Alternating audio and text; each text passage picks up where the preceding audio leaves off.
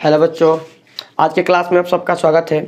आज हम इस वीडियो में एक फिजिक्स का बहुत ही इम्पोर्टेंट टॉपिक पर बात करने वाले हैं, जिसे हम दर्पण सूत्र के नाम से जानते हैं। आज हम इस वीडियो में दर्पण सूत्र सिद्ध करने वाले हैं, ठीक है। तो जो कि एग्जाम में अक्सर 5 नंबर का आता है, एग्जाम में अक्सर 5 नंबर का पूछा जाता है। तो आप लोगों को एकदम बिल्कुल ईजिली तरीका से मैं बताऊँगा और आप लोगों को अच्छे से समझ लेना है, ठीक है। तो चलिए आइए हम टॉपिक पर बात करते हैं, ठीक है। सबसे पहले हम क्या करेंगे, दर्पण सूत्र देखिए। पहले तो आपको बता दें कि दर्पण सूत्र क्या होता है। 1/f equal 1/v plus 1/u, यही दर्पण सूत्र होता है। लेंथ सूत्र हम सिद्ध कर चुके हैं अपने चैनल पर, आप उसका लिंक मैं डिस्क्रिप्शन बॉक्स में डाल दूंगा वहाँ, या आई बटन पर भी डाल दूंगा, वहाँ से आप देख लीजिएगा। मैं लेंथ सूत्र सिद्ध कर चुका हूँ पीछे, ठीक है। और दर्पण सूत्र नहीं मैं बताया था, तो चलिए इस बार मैं दर्पण सूत्र बता रहा हूँ आप लोगों को, बिल्कुल ईजिली तरीका से आपको सीख लेना है। ध्यान दीजिएगा, यहाँ पर 1/f बराबर होता है, बराबर 1/v प्लस 1/u कैसे बराबर होता है, इसी को प्रूव करना है। आज के क्लास में हम प्रूव करेंगे, ध्यान समझिएगा। एफ जो यहाँ पर है, एफ फोकस दूरी है, भी है प्रतिबिंब दूरी है, भी को प्रतिबिंब दूरी से हम सूचित करते हैं। और यू जो है यह वस्तु दूरी है। क्या है हमारा? वस्तु दूरी है। यहाँ पर एफ जो है फोकस दूरी, भी प्रतिबिंब दूरी, और यू क्या है? वस्तु दूरी है। ध्यान दीजिएगा, यहाँ पर सबसे पहले हम क्या करते हैं कि एक अवतल दर्पण ले लेते हैं। ध्यान दीजिए, सबसे पहले हम यहाँ पर क्या करते हैं, छोटा सा ले लेता हूँ, एक अवतल दर्पण ले लेते हैं, ठीक है। मैं वीडियो को पॉज करके फिगर अच्छे से बना लेता हूँ, तब हम आगे बढ़ेंगे। तो समय का बच तो आइए देखिए, मैं यहाँ पर फिगर पहले से बना चुका हूँ। कैसे मैंने फिगर बनाया, यहाँ पर वर्चुअल तरीका से मैं समझा देता हूँ, आप लोग समझ लीजिएगा, ठीक है। ध्यान दीजिएगा, मैं फिगर बनाने में स्केल या प्रकार के यूज नहीं किया हूँ, तो हो सकता है कि थोड़ा बहुत इधर उधर हुआ होगा, उससे कोई प्रॉब्लम नहीं है, हमें समझना है। यहाँ तक कि अभी तक फिगर में कुछ इधर उधर नहीं है, जहाँ तक है दिखने को। यहाँ पर देख लीजिएगा, वर्चुअल तरीका से मैं बता रहा हूँ आपको फिगर बनाना। वर्चुअल तरीका से यानी कि जल्दी जल्दी हो जाएगा, यानी समय का बचत करना है, वीडियो लंबा नहीं होने चाहिए, ठीक है। यहाँ पर ध्यान समझिएगा, एक उत्तल दर्पण आपको ले लेना है इस तरह का, अवतल दर्पण, ठीक है। और यहाँ पर ये जो बीच वाला होता है हमारा, ये ध्रुव हो गया, अवतल दर्पण की फोकस ध्रुव हो जाएगा यह। और यहाँ पर इसका केंद्र हम ले लेते हैं, केंद्र अवतल दर्पण की जो गोलीय दर्पण का जो केंद्र होता है, वहीं दर्पण का केंद्र होता है सी हो गया। और सी और पी के बीचों बीच होता है एफ, यहाँ पर एफ लेना है आपको, बीचों बीच लेना है। इसे आप स्केल की सहायता से माप कर ले सकते हैं, आपको स्केल का यूज करना है। ध्यान दीजिए, कॉपी पर बोर्ड पर स्केल का यूज करना थोड़ा सा मतलब डिफिकल्ट होता है, इसलिए मैं यूज नहीं किया हूँ, हाथ से बनाऊँ। अक्सर मैं ज़्यादातर फिगर हाथ से ही बनाता हूँ, ठीक है। यहाँ पर हम क्या करते हैं कि सी और अनंत, ये सी हो गया, यह अनंत हो गया, ठीक है। सी और अनंत के बीच में एक वस्तु मैं ले लेता हूँ। यहाँ पर ध्यान दीजिएगा, हम यहाँ पर सी और अनंत के बीच में ए भी एक वस्तु है। ध्यान दीजिएगा, यहाँ पर ए भी क्या है? वस्तु है। हम एक वस्तु ले लिए हैं, ठीक है। और यहाँ से वस्तु का जो प्रतिबिंब दर्पण है, प्रकाश है, वह मुख्य अक्ष के समानांतर दर्पण पर जाएगा और दर्पण से परावर्तन के बाद फोकस से होकर गुजर जाएगा, ठीक है। और एक प्रतिबिंब हम खींचते हैं वस्तु के शीर्ष और वक्रता केंद्र से होते हुए खींचते हैं, और जहाँ पर दोनों एक दूसरे को प्रतिच्छेद करता है, वहीं से हमारा पे मिल जाता है क्या? प्रतिबिंब मिल जाता है, ठीक है। तो यहाँ पर ए भी हो गया, तो ये ए डैश बी डैश इसका प्रतिबिंब हो जाएगा। समझ में आ रहा है ना? यहाँ पर प्रतिबिंब हो गया। इसी तरह का मैं यहाँ पर फिगर बनाया हूँ। और एक क्या करना है आपको, यहाँ से आपतित किरण के रूप में ए को पी से मिलाना है, और पुनः पी के पर जहाँ से ये प्रतिबिंब मतलब जहाँ से एक दूसरे को प्रतिच्छेद किया है, उधर से होगा कि इसको निकाल देना है, ठीक है। यहाँ से क्या होगा, एक ही हमारा प्रतिबिंब देखिए आपतित किरण परावर्तित किरण के रूप में निकल गया, और बीच में यह दोनों आपस में क्या हो जाएगा? बराबर जाएगा। हालांकि इससे हमें मतलब नहीं है, ये दो जो त्रिभुज बना है, इस त्रिभुज से हमारा मतलब है, ठीक है। इस त्रिभुज से हमारा मतलब है। यहाँ पर अभी मैं उसको नहीं खींचा हूँ, ताकि इसके बाद फिगर अभी यहाँ पर हमें इन दो त्रिभुज जो बना है, इससे हमें मतलब है, तो वो गंदा ना हो, इसके लिए मैं वहाँ पर नहीं खींचा हूँ। पहले हाँ जितना हो इतना पर जितना हमें अभी समझना है उतना समझ लेंगे, उसके बाद पुनः यहाँ पर मैं दोबारा मतलब फिर से खींचूंगा, ठीक है। आइए समझते हैं हम यहाँ पर, इसे मैं इरेज कर देता हूँ। आइए समझते हैं यहाँ पर हम सबसे पहले हमारा देखिए ए भी क्या है? वस्तु है, और ये ए डैश बी डैश इसका प्रतिबिंब है, ठीक है। ए भी वस्तु है, ए डैश बी डैश इसका प्रतिबिंब है, ठीक है। तो सबसे पहले हम यहाँ पर लिखेंगे माना ए भी एक वस्तु है, ए भी एक वस्तु है। ध्यान दीजिएगा कैसे मैं लिख रहा हूँ। ए भी एक वस्तु है जो दर्पण से, जितना जरूरी है उतना ही मैं लिखूंगा ताकि बच्चों को इसे बनाने में ज़्यादा कठिनाई ना हो, जो दर्पण से यू दूरी पर स्थित है। ठीक है, दर्पण से यू दूरी पर। वस्तु दूरी को हम यू से सूचित करते हैं, प्रतिबिंब दूरी को भी से, फोकस दूरी को एफ से। तो ए भी एक वस्तु है जो दर्पण से यू दूरी पर स्थित है। ठीक है, तो ध्यान दीजिएगा ये हमारा हो गया दर्पण।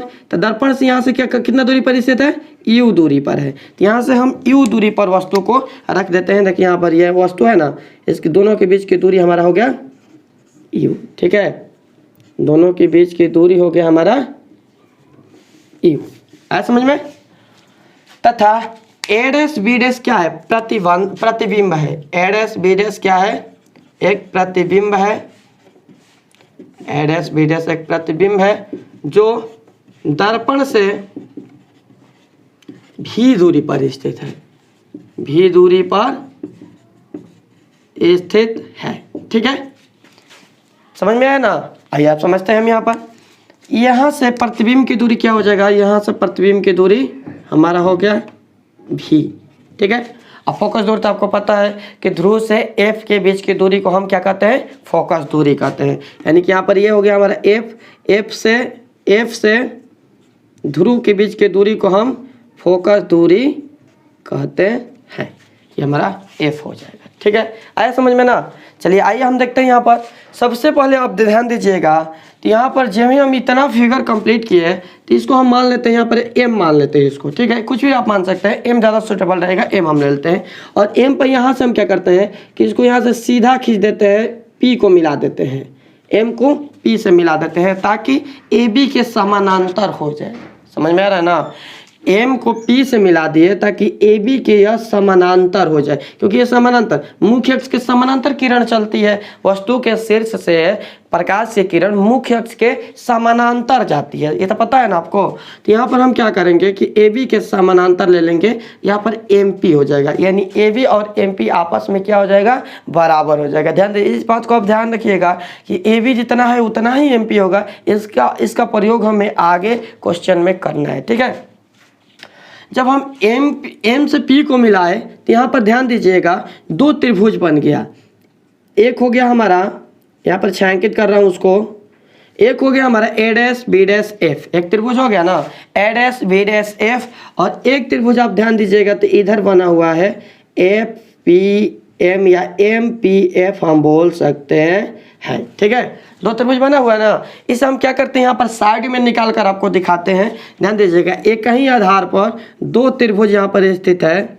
ये हो गया हमारा प्रतिबिंब ए डैश बी डैश, ये एफ हो गया, और यहाँ पर एक और बना हुआ है इस तरह एम पी। ध्यान दे रहे हैं ना। इन दोनों त्रिभुज हमारे काम के आए, इसे हम साइड में रखे हैं जाए ताकि इसको हम समरूप। ध्यान दीजिएगा, दोनों त्रिभुज आप देखिएगा तो एक ही आधार पर स्थित है। दोनों त्रिभुज यहाँ पर एक ही आधार पर स्थित है। तो जब दोनों त्रिभुज एक ही आधार पर होगा, दोनों त्रिभुज क्या हो जाएगा, आपस में समरूप हो जाएगा ना। दोनों त्रिभुज एक ही आधार पर स्थित है, इसलिए दोनों त्रिभुज आपस में समरूप हो जाएगा। तो ध्यान दीजिएगा, यहाँ पर हम लिखेंगे कि त्रिभुज A dash F B dash, त्रिभुज A dash F B dash समरूप है। ये समरूप का चिन्ह होता है, समरूप है त्रिभुज एफ पी एफ एम के या एम एफ पी के, त्रिभुज एम एफ पी के। ये वाला त्रिभुज जो है समरूप हो गया किसके, इस त्रिभुज के। दोनों त्रिभुज क्या हो गया, आपस में समरूप हो गया। दोनों त्रिभुज आपस में समरूप है।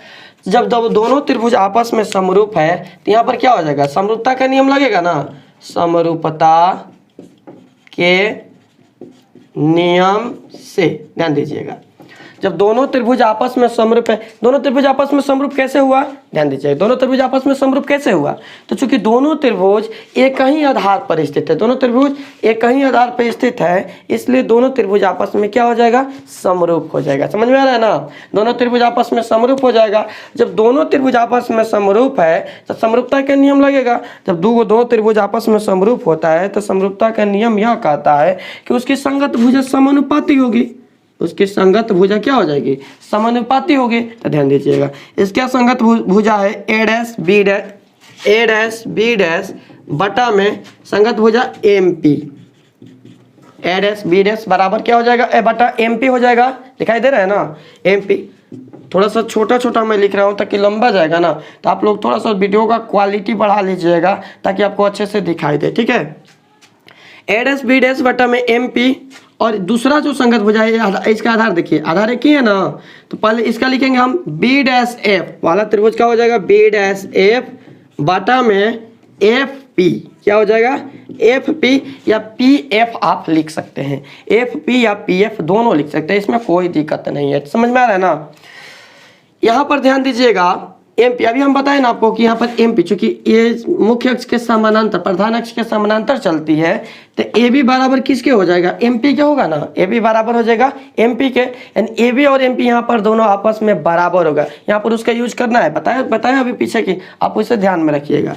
तो ध्यान दीजिएगा यहाँ पर क्या हो जाएगा, चूंकि ए बी बराबर हो जाएगा किसके, एम पी के, इसलिए हम लिख सकते हैं कि ए डैश बी डैश बटा में एम पी के स्थान पर हम क्या कर सकते हैं, एम पी के स्थान पर ए बी लिख सकते हैं, ठीक है, क्योंकि ए बी और एम पी आपस में बराबर है।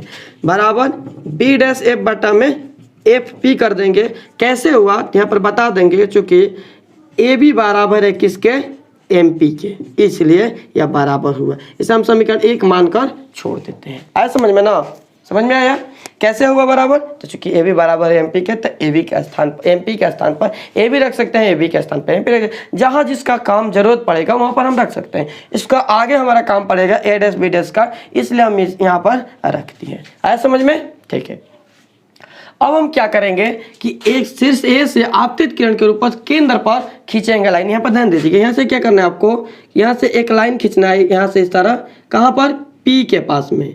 यहाँ से आप थोड़ा सा आप लोग देख लीजिएगा, अच्छे से स्केल से बना लीजिएगा। यहाँ पर हो गया हमारा पी के यहाँ, ठीक है, और पी से गुजरता हुआ रेड से खींच देगा, यहाँ से हो गया हमारा पी पे, ठीक है, और पी से यहाँ से जो प्रतिबिंब मिला है यहाँ से गुजरेगा, यहाँ से गुजरता हुआ सीधा निकल जाएगा, ठीक है। तो आप लोग ध्यान दीजिएगा, जब भी हम इतना काम फिगर में किए तो आप एक बात ध्यान दीजिएगा, यहाँ पर दो त्रिभुज के लिए बना होगा ए बी पी, यहाँ पर नीचे इसको हम एरेज कर दें, इसको एरेज कर देते, इसका काम खत्म हो गया। समझ में आया ना क्या हुआ।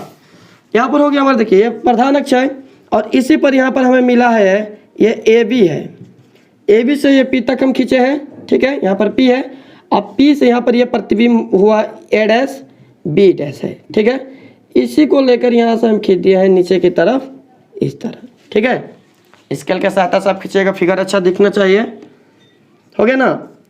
अब देखिए इसी दो त्रिभुज का हमें ज़रूरत है, यही दो त्रिभुज की हमें ज़रूरत है जो अभी मिला हुआ है, हम यहाँ पर खींचे हुए हैं। एक ये वाला ए बी पी, ऊपर वाला ये त्रिभुज, और एक नीचे वाला ये ए डैश बी डैश पी, दो त्रिभुज है। अब ध्यान दीजिएगा, तो दोनों जितना किए हम, तो दोनों त्रिभुज का आप ध्यान से देखिएगा, एक ही आधार पर है, दोनों त्रिभुज क्या है, एक ही आधार पर है। ये भी क्या हो जाएगा, समरूप हो जाएगा। जब ये भी समरूप होगा तो इसका भी संगत भुजा क्या हो जाएगा, समानुपाती होगा ना। तो देखिए ले लेंगे यहाँ पर त्रिभुज, पहले ई वाला लेंगे हम A dash P B dash, त्रिभुज A dash P B dash तथा त्रिभुज A B P, A P B में, त्रिभुज ए पी बी में चलेंगे, ठीक है। दोनों चूंकि एक ही आधार पर स्थित है तो दोनों आपस में क्या हो जाएगा, समरूप हो जाएगा, दोनों आपस में समरूप, इसलिए त्रिभुज A dash P B dash समरूप होगा त्रिभुज ए पी बी के, दोनों त्रिभुज आपस में समरूप हो जाएगा। जब दोनों त्रिभुज आपस में समरूप हो जाएगा तो यहाँ पर भी लगेगा समरूपता का नियम, समरूपता के नियम से, समरूपता का नियम लगेगा ना। समरूपता का नियम क्या कहता है कि संगत भुजा समानुपाती होगा। तो ध्यान दीजिए यहाँ पर क्या हो जाए, संगत भुजा देखिए यहाँ पर ए डैश बी डैश बटा में इसकी संगत भुजा ये हो जाएगा ए बी, तो ए डैश बी डैश बटा में ए बी बराबर हो जाएगा ये आधार वाला, इसका आधार बी डैश पी है, बी डैश पी बटा में इसका आधार क्या है, BP। ये हमारा हो जाएगा समीकरण नंबर 2। ऐसा समझ में ना। इसी को यही शर्त लाने के लिए हम यहाँ से आपतित किरण परिवर्तित किरण लेंस पर हमें खींचना पड़ा। समझ में आ रहा है ना। अब ध्यान दीजिएगा दोनों को, तो ए डैश बी डैश बटा में ए बी वाला समीकरण में ध्यान दीजिए आप यहाँ पर कि ए डैश बी डैश बटा में ए बी का मान है वी डैश एफ बटा में एफ पी। यहाँ पर ध्यान दीजिए ए डैश बी डैश बटा में ए बी का मान है बी डैश बी पी बटा में बी पी। ठीक है, दोनों समीकरण में ध्यान दीजिए एक कहीं चीज़ का मान दोनों दो बार बराबर किया गया है। याद आ रहा है आपको, अब मैथ में पढ़े होंगे तुलनात्मक विधि। तो यहाँ पर क्या करेंगे हम, समीकरण 1 और 2 की तुलना कर देंगे। जब LHS आपस में बराबर है तो उसका RHS भी आपस में बराबर हो जाएगा। लिखेंगे यहाँ पर समीकरण 1 और 2 को तुलना करने पर, दोनों समीकरण का हम तुलना कर देंगे। तो जब भी तुलना करेंगे तो ध्यान दीजिएगा ये दोनों का RHS आपस में बराबर हो जाएगा। बी डैश एफ बटा में एफ पी बराबर हो जाएगा बी डैश पी बटा में बी पी। ठीक है, अब ध्यान दीजिएगा बी डैश एफ फिगर में देखिए, बी डैश एफ को फिगर में देखिए। यहाँ पर बी डैश एफ यहाँ पर यह है, देखिए यहाँ से यहाँ तक है बी डैश एफ। ये जो बोल्ड हम कर रहे हैं यहाँ से बी डैश एफ है, ये एफ है ना, थोड़ा सा ऊपर कर देते हैं इसको, एफ है। ठीक है, B dash F, B dash F है। उसका मान हमें पता है, नहीं पता है। लेकिन B dash P F P, F से लेके पी तक की दूरी, फोकस दूरी एफ पता है हमें। ठीक है, B dash P, B dash देखिए बी डैश पी, बी से पी तक की दूरी प्रतिबिंब दूरी है, ये भी पता है। बी पी वस्तु दूरी है, ये भी पता है, ये तीनों पता है। लेकिन बी डैश एफ हमें पता नहीं है। ठीक है, तो हम क्या करेंगे यहाँ पर कि जो बी डैश एफ हमें मिला है इसे हम अरेंज कर देते हैं। ध्यान दीजिएगा यहाँ पर ये हो गया हमारा पी और यहाँ पर है सी, सॉरी सी की तो जरूरत ही नहीं, एफ है यहाँ पर, एफ के बाद यहाँ पर हमें बी डैश मिला है। ठीक है, अब ध्यान दीजिएगा बी डैश पी जो बी डैश एफ जो मिला है ये टोटल बीपी में से, यहाँ से यहाँ तक बीपी है ना, टोटल बीपी में से एफपी को हम घटा देंगे, इसको एफपी को घटाकर निकाल देंगे तो ये क्या हो जाएगा, बी डैश एफ बनेगा। समझ में आ रहा है क्या कर रहे हैं हम, टोटल बी डैश पी में से, टोटल बी डैश पी यहाँ पर है ना, टोटल बी डैश पी में से हम एफ पी को यहाँ से माइनस करें, सब्ट्रैक्ट करते रहे, माइनस करते रहे, तो जो बचेगा ये हो जाएगा क्या, बी डैश एफ हो जाएगा। बी डैश एफ का हमें मान रखना है ना, तो हम क्या करेंगे कि बी डैश एफ के स्थान पर B P minus F P कर देंगे। क्या करेंगे, B P minus F P. ध्यान दीजिए यहाँ पर लिख रहे हैं बी डैश एफ के स्थान पर हम क्या करेंगे, बी पी माइनस, ध्यान दीजिएगा सॉरी बी पी नहीं है यहाँ पर, बी डैश पी है, B dash P minus F P कर देंगे, माइनस एफ पी बटा में F P equal to B dash P बटा में बी पी। आया समझ में आ रहा है ना। मैं थोड़ा सा नीचे कर दे रहा हूँ ताकि अच्छे से समझ में आए। क्वेश्चन ऊपर गया है, बाकी सब दिखाई दे रहा होगा। यहाँ पर हम क्या करेंगे, ध्यान दीजिएगा, उसके बाद हम इधर बनाएंगे बी डैश पी का मान। फिगर में देखिए बी डैश पी का मान क्या है, बी डैश पी का मान यहाँ पर देखिए बी डैश पी का मान क्या है, बी डैश पी का मान है भी, प्रतिबिंब दूरी है ना, तो उसे भी से सूचित किए हैं, तो यहाँ पर लिखेंगे भी। ठीक है, आ रहा समझ में। माइनस एफ पी क्या है, फोकस दूरी है एफ हो जाएगा बाई एफ पी, फिर फोकस दूरी वही फोकस दूरी है एफ हो जाएगा, equal to B dash P क्या है हमारा, ध्यान दीजिएगा बी डैश पी जो है क्या है, ये भी प्रतिबिंब दूरी है, भी हो जाएगा, और बी पी, बी से पी तक की दूरी वस्तु दूरी है, यू हो जाएगा। आया समझ में। अब हमारा लगभग क्वेश्चन सॉल्व हो चुका है। यहाँ पर हम क्या करेंगे कि क्रॉस मल्टी कर देंगे, तिरछा तिरछी गुणा हिंदी में बोलते हैं, क्रॉस मल्टी करेंगे। ठीक है, मतलब u का गुणा हो जाएगा है दोनों पास से भी माइनस एफ से, और f का गुणा हो जाएगा भी से। यहाँ पर चलिए कर देते हैं, ध्यान दीजिएगा u का गुणा होगा भी माइनस एफ से, तो u इंटू भी माइनस एफ हो जाएगा, u इंटू भी माइनस एफ। ठीक है, इक्वल टू भी का गुणा होगा f से, तो भी एफ हो जाएगा। आज समझ में ना। अब हम क्या करते हैं ना कि यहाँ पर गुणा कर देते हैं, ध्यान समझिएगा। यू गुणे भी करेंगे तो यू भी, माइनस यू गुणे एफ करेंगे तो यू एफ बराबर हो जाएगा भी एफ। ठीक है, लेकिन हमें क्या सिद्ध करना है, 1/v/f equal to 1/v plus 1/u तो सिद्ध करना है। हम सिद्ध क्या कर दिए कि V F equal to V U भी माइनस यू एफ सिद्ध कर दिए। तो हम क्या करेंगे, वह लाने के लिए दोनों तरफ यू भी एफ से भाग दे देंगे, दोनों तरफ यू भी एफ से भाग देने पर दोनों तरफ क्या करेंगे, यू भी एफ से भाग दे देंगे। तो दोनों तरफ यू भी बटा में यू भी एफ बराबर के दोनों तरफ हम कोई भी संख्या से, कोई भी चर या चर से गुणा भाग कर सकते हैं, लेकिन दोनों तरफ करना पड़ेगा। ठीक है, तो हम दोनों तरफ भाग दे रहे हैं। देखिए यहाँ पर क्या कर रहे हैं, पहला पद बटा में यू भी एफ माइनस दूसरा पद बटा में यू भी एफ माइनस ब्रेक कर दिए हैं यहाँ पर, इक्वल टू भी एफ बटा में यू भी एफ हो जाएगा। ठीक है, और जो ही हम भाग दिए तो आप यहाँ पर ध्यान दीजिएगा क्या होगा कि यू से यू कट जाएगा, भी से भी कट जाएगा। ठीक है, यू से यू कटेगा, एफ से एफ कट जाएगा, और यहाँ पर एफ से एफ कटेगा, भी से भी कट जाएगा। क्या बचा हमारा, क्या बच गया, ध्यान दीजिए यहाँ पर बचा 1/f बचा। ठीक है, माइनस 1/v बराबर 1 में यू हो जाएगा। आया समझ में ना। अब ध्यान दीजिएगा हम क्या करेंगे यहाँ पर कि जो यहाँ पर ये माइनस में है इधर कर देंगे प्लस में, तो 1/f बराबर हो जाएगा 1/v यहाँ पर प्लस होगा प्लस 1 में यू। अब यही सिद्ध करना था ना हमें यही है हमारा दर्पण सूत्र, यही क्या है, दर्पण सूत्र है, हम इसे सिद्ध कर दिए। समझ में है ना, यहाँ पर लिख देंगे प्रूव्ड। आ गया। इस तरह हम इस दर्पण सूत्र को सिद्ध करेंगे। आप ऐसा कर लीजिए, एक स्क्रीनशॉट ले लीजिए, अच्छे से बना लीजिएगा। ठीक है, चलिए हम मिलते हैं अब नेक्स्ट क्लास में कोई नए टॉपिक के साथ। और ध्यान दीजिएगा 12th क्लास के जितने भी लड़के हैं आर्ट्स के, जो मैं अपने चैनल पर हिस्ट्री पढ़ाने वाला हूँ, बहुत ही जल्द चालू हो जाएगा आप लोग को, वो भी वीडियो आने लगेगा। पहले चैप्टर एकदम फर्स्ट में पढ़ाऊँगा, हड़प्पा सभ्यता से शुरू करूँगा। तो वहाँ पर जितने भी 12th क्लास के स्टूडेंट हैं वो आप चैनल को सब्सक्राइब कर लीजिएगा और शेयर भी कर दीजिएगा ताकि और भी बच्चों को पहुँचे। मेरा इसके बाद वीडियो वो आने लगेगा, मतलब ज़्यादा लंबा क्लास होगा, या 2 या 3 वीडियो में मैं एक चैप्टर कंप्लीट करूँगा ताकि अच्छे से सभी बच्चों का तैयारी हो सके। ठीक है, चलिए मिलते हैं अगले क्लास में।